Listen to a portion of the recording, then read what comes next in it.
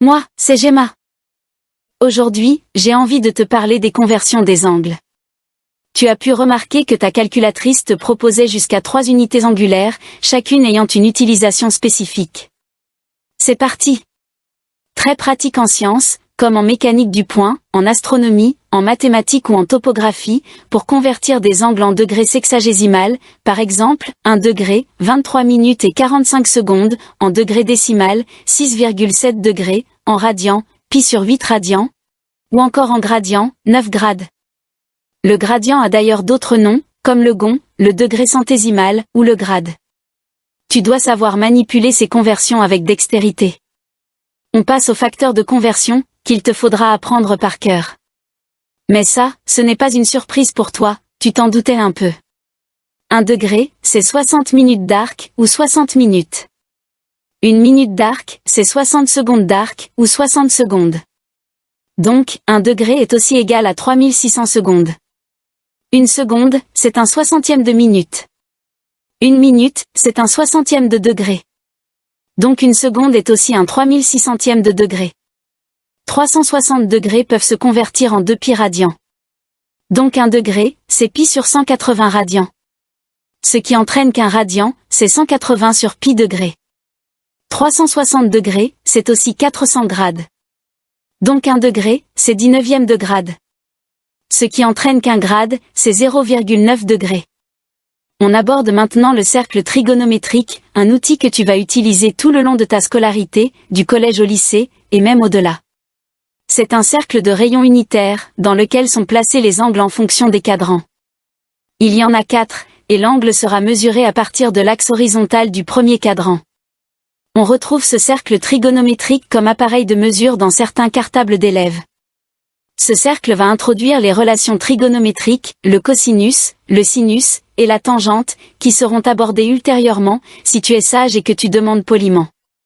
Pour le moment, contente-toi juste de savoir placer les angles, en degrés, en radians, et en gradients, sur ce cercle. Chapitre suivant, comment transformer le degré décimal en degré sexagésimal. La procédure est la même que la conversion des heures décimales en heures, minutes, secondes, que j'ai abordée dans ma vidéo numéro 3. Prenons 9,8765 degrés. On isole la partie entière, 9 degrés, la partie décimale va être multipliée par 60, 1 degré, c'est 60 minutes d'arc, pour donner 52,59 minutes. Comme précédemment, la partie entière est isolée, 52 minutes, la partie décimale va être multipliée par 60, 1 minute, c'est 60 secondes d'arc, pour donner 35,4 secondes, qui seront arrondies à 35. 9,8765 degrés correspondent à 9 degrés, 52 minutes, et 35 secondes. Maintenant, l'inverse. De degré sexagésimal à degré décimal, opération indispensable pour faire un calcul avec des formules mathématiques. La procédure est simple. Il suffit de multiplier chaque sous-unité par le coefficient correspondant, vu en début de vidéo, et de sommer les valeurs. Prenons 12 degrés, 34 minutes, et 56 secondes, qui vont être convertis en degrés décimal.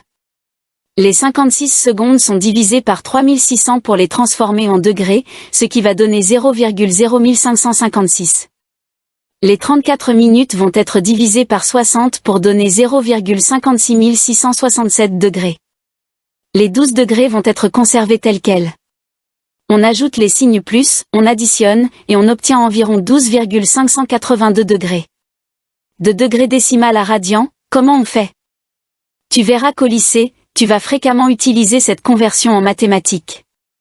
Il suffit juste de multiplier par pi sur 180. 3 exemples sont affichés.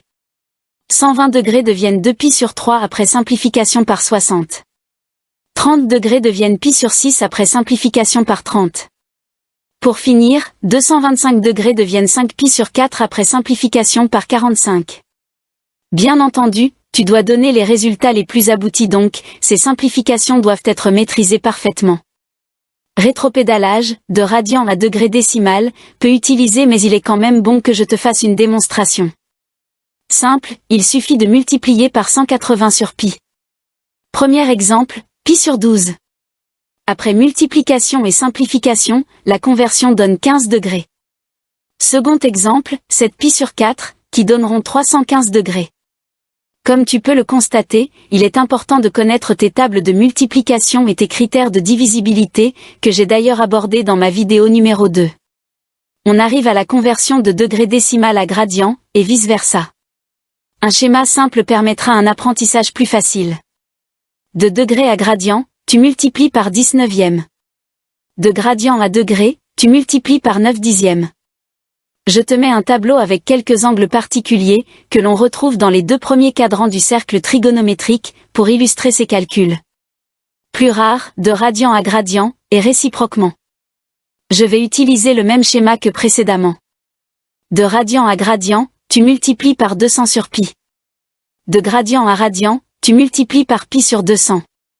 Et comme avant, le petit tableau, avec les mêmes angles des 2 premiers cadrans, pour illustrer les calculs. Dernier point, il concerne les réglages de ta calculatrice. Il est impératif de vérifier son unité angulaire avant tout calcul trigonométrique, c'est-à-dire avec le cosinus, le sinus, et la tangente d'un angle, quelle que soit son unité.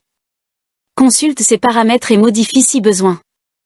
Mais pour une conversion d'angle, tu n'en auras pas besoin, donc, repose-la, va chercher le câble et mets-la en charge, je suis persuadé qu'il ne lui reste que 10% de batterie, comme ton téléphone portable. Et c'est tout pour aujourd'hui. Tu as des questions? Tu veux un complément d'information? Rejoins-moi dans les commentaires. N'oublie pas de t'abonner, tu seras chou. Merci. Bisous.